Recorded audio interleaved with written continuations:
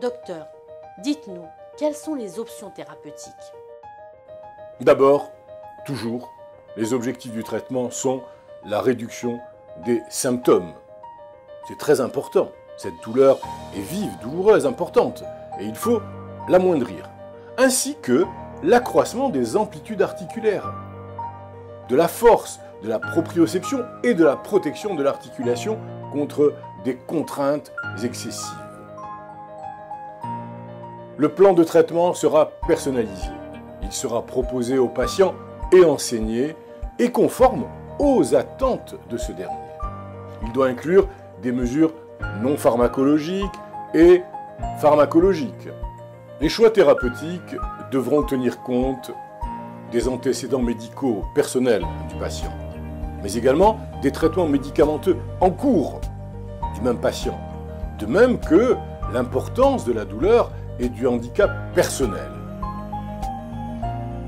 Parmi les mesures non pharmacologiques, non médicamenteuses, l'éducation est importante, du fait qu'il s'agit d'une maladie chronique persistante. Elle permettrait même à elle seule une diminution de la douleur et de l'incapacité.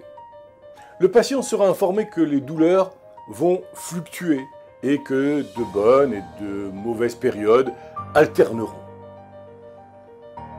La personne obèse ou en excès de poids devra réduire son poids, et ce de manière drastique, afin de diminuer la surcharge mécanique et prévenir encore plus la détérioration de l'articulation.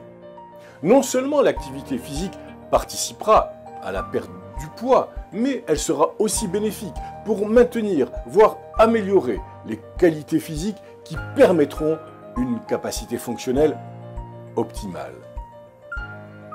Pendant une phase douloureuse, un repos réel et des aides à la marche avec des cannes ou des béquilles atténueront les douleurs. Enfin, l'orientation en physiothérapie est utile, voire parfois nécessaire, pour améliorer les capacités fonctionnelles.